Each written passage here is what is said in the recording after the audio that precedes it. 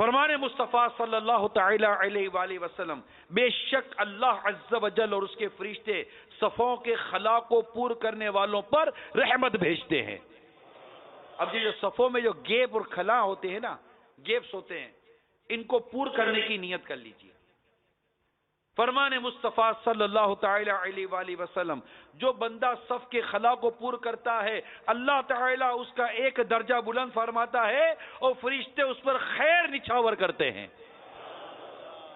نیت کر لیجئے کہ مسجد کو صاف ستھرا رکھیں گے، کوڑا وغیرہ مسجد میں نہیں گرنے دیں گے، اور جہاں آپ کو کوڑا وغیرہ نظر آئے، کوئی ایسی چیز نظر آئے، تنکا بال وغیرہ نظر آئے تو اسے اٹھا لیں گے، اور اگر ہو سکے تو جیب میں ایک شاپر رکھ لیجئے، تھیلی پلاسٹک کی، ہو سکے تو اس میں جمع کر لیجئے۔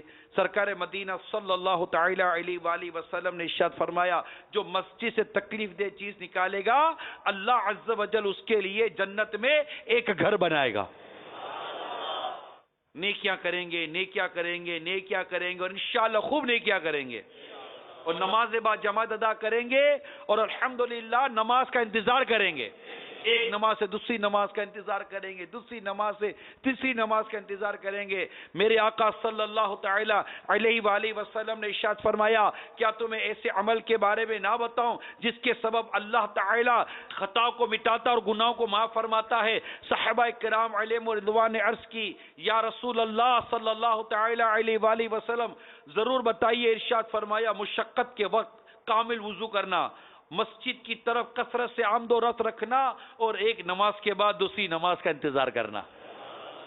مبارک ہو، حضرت سیدنا انس بن مالک رضی اللہ تعالی عنہ سے روایت ہے، آقا مدینہ صلی اللہ تعالی علیہ وآلہ وسلم نے ارشاد فرمایا، جس نے نماز فجر با جماعت ادا کی، پھر طلوع آفتاب تک بیٹھ کر اللہ تعالیٰ کا ذکر کیا، پھر 2 رکعتیں ادا کی، اسے ایک کامل حج اور ایک کامل عمرے کا ثواب ملے گا۔ کون کون ادا کرے گا اشراق کی نماز، چاش کی نماز؟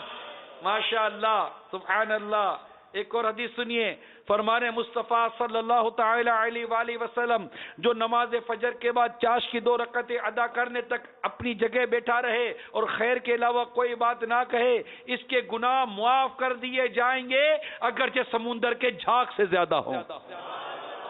اب بھی آج عادت بنا لیجئے، انشاءاللہ آج سے ہم نیت کریں، فجر کی نماز بھی مسجد میں با جماعت ادا کریں گے، مدنی حلقوں میں شرکت کریں گے، اور انشاءاللہ اشراق و چاش کے نماز پابندی کے ساتھ ادا کریں گے۔